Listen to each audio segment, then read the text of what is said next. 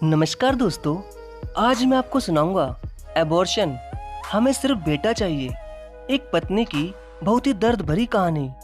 रात के 11 बजे सुधा के पति सुनील ने दरवाजा बजाया तो सुधा ने जल्दी से दरवाजा खोला। तभी दरवाजा खुलते ही जल्दी से सुनील ने सुधा का हाथ पकड़कर उसे अंदर कमरे में ले गया।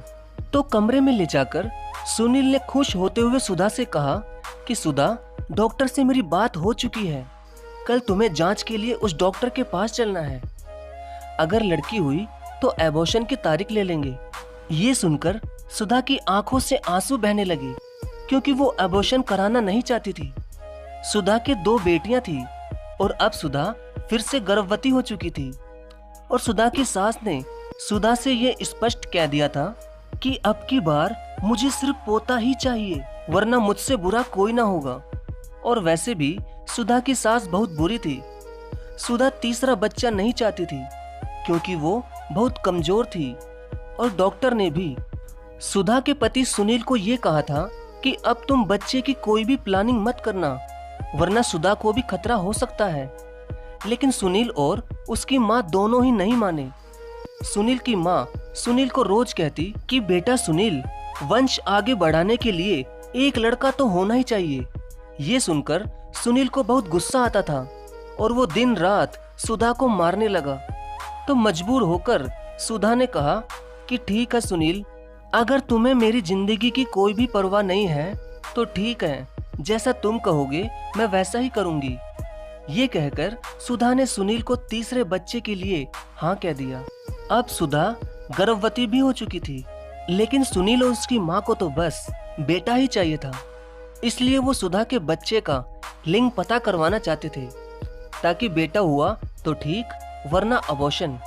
लेकिन सुधा ने कहा कि सुनील, लिंग चेक करवाना तो एक अपराध है, मैं ये सब नहीं करवाऊंगी। इतना सुनते ही सुनील गुस्से से लाल पीला हो गया और सुधा का गर्भवती होने के बावजूद भी उसे खूब मारा। अब क्या था, सुधा को मजबूरी में डॉक्टर के पास चेकअप के लिए जाना पड़ा। चेकअप होते ही डॉक्टर ने सुनील से कहा कि इनके पेट में बेटी है। ये सुनते ही सुनील बहुत निराश हो गया। बाद में सुधा की सास भी बहुत ही ज्यादा गुस्सा होती हुई बोली कि सुनील बेटा, तूने किस नसूम से शादी कर ली? इसके भाग में तो बेटी ही बेटी लिखी है, ये मुझे कभी भी पोता नहीं दे पाएगी। ऐसा कर, इसे उठाकर बाहर फेंक दे और तू दूसरी शादी कर ले। इसके मुंह पर पैसा मार और इसे इस घर से निकाल दे, अभी की अभी। ये सुनकर सुधा को बहुत ही ज्यादा गुस्सा आ गया और गुस्से ही गुस्से में उसने अपनी सास से चिल्लाते हुए कहा कि माँ जी, आप ये भूल चुकी हैं कि आप भी एक औरत हैं। मेरे ख्याल से आपको भी जन्म लेने से पहले ही मर जाना चाहिए था, क्योंकि आप भी तो किसी न किसी की बेटी होंगी। आपको नहीं पता कि हमारे देश का नाम रोशन करने वाली झांसी की रानी जैसी कितनी ही बेटियों ने हमारे देश का नाम सबसे ऊंचा किया है। और हाँ, जब इस घर में एक बेटा लाने का दम आपके बेटे में ही नहीं है, इसमें मेरी क्या गलती है? तुम्हारे बेटे में ही कमी है। शायद तुम जैसे लोगों ने एक औरत को बेटा पैदा करने की मशीन समझ रखी है। और सुनील, एक औरत के बेटा हो या बेटी, वो सब तो एक तरफ, मगर एक पत्नी को सिर्फ एक पति का साथ और उसका विश्वास चाहिए होता है। मगर शायद तुम मेरे सच्चे पति कभी नहीं बन सकते।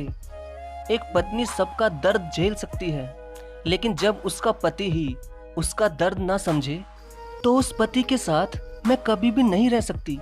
मैं अपनी दोनों बेटियों को लेकर जा रही हूँ और देखना, एक दिन मेरी बेटियां ही मेरा सहारा बनेगी और इस देश का नाम रोशन भी करेगी। ये कहकर वो गर्भवती सुधा अपनी दोनों बेटियों को लेकर वहां से रोती हुई चली जाती है।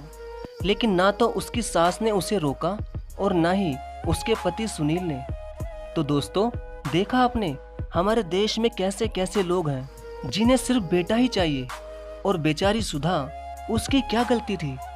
उसे तो ना उस घर में सास का प्यार मिल रहा था और ना ही उसके साथ उसका पति था।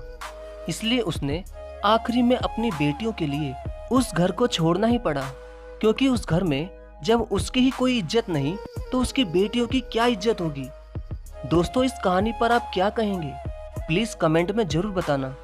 और हाँ दोस्तों, हमें कभी भी किसी भी डॉक्टर से होने वाले बच्चे का लिंग चेक नहीं करवाना चाहिए, क्योंकि दोस्तों लिंग चेक करवाना एक कानूनी अपराध है। धन्यवाद।